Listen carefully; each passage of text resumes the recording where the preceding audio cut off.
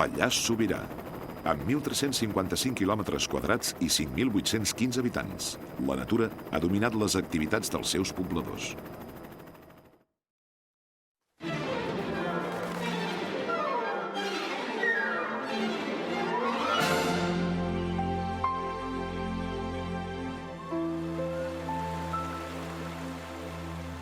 La Noguera corre angostada fins a l'estret de Collegats.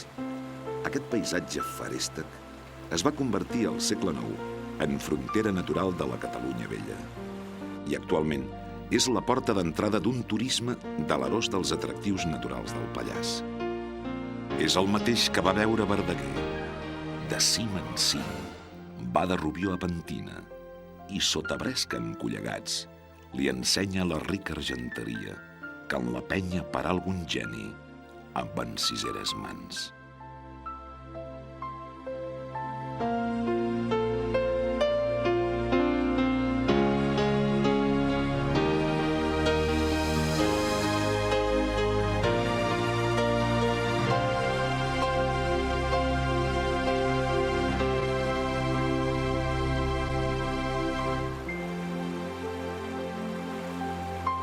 El nom de Gerri va unit a la tradicional extracció de la sal i l'antiga abadia benedictina de Santa Maria que conserva l'església romànica del segle XII.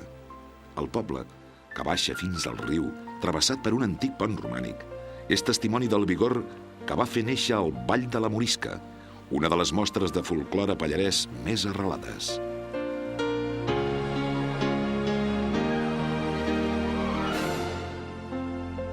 Sort, capital de la comarca, ha tingut sempre una funció axial.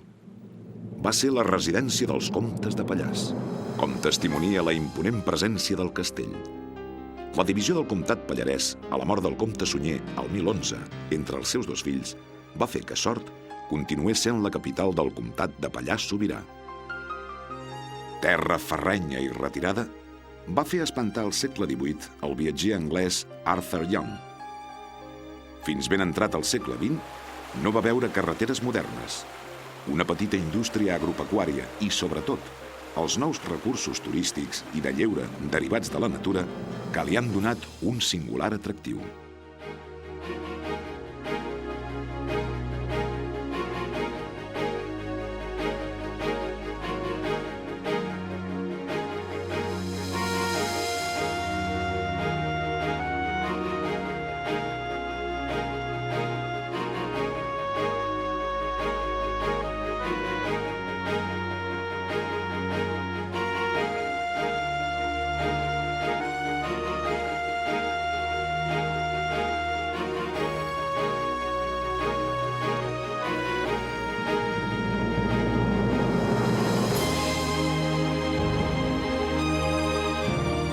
La història es complementa amb la pràctica de l'esquí alpí a Portainer, que a partir del 1986 s'afegeix a l'oferta d'Espot Esquí.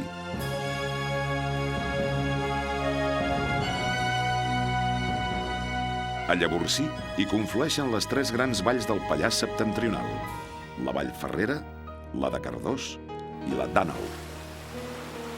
El turisme i els esports d'aventura han contribuït a deixar enrere la impressió de Madoz, el 1845, que per aquelles muntanyes esquerpes i mal comunicades només hi transitaven las gentes prácticas del país, las de mal vivir y los contrabandistas.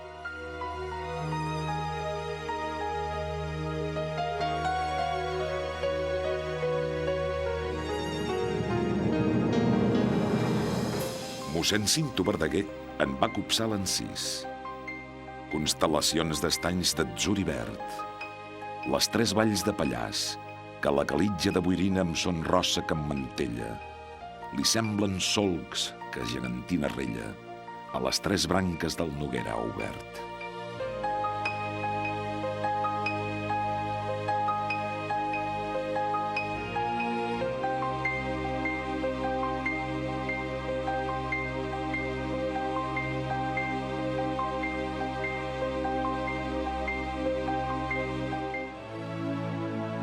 La vall d'Espot i les muntanyes que s'aixequen fins als 3.000 metres configuren el sector oriental del Parc Nacional d'Aigüestortes i de Sant Maurici. Com descrivia Màrius Torres, a Espot, camí de Sant Maurici, en el paisatge pesa majestuosa l'ombra dels encantats. Accentua el seu cant la tórtora salvatge. Els núvols són més blancs, més esquerp el boscatge i més verges els camps.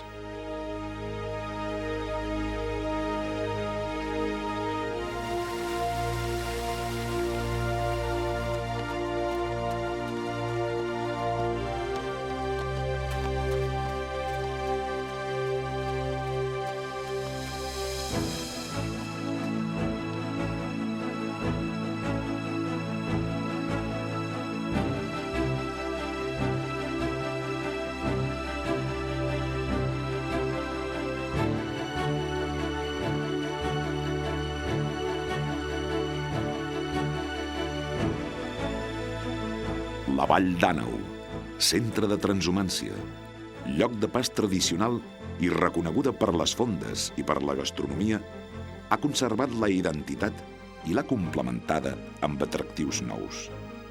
Hi van els excursionistes i els qui practiquen esports d'aventura.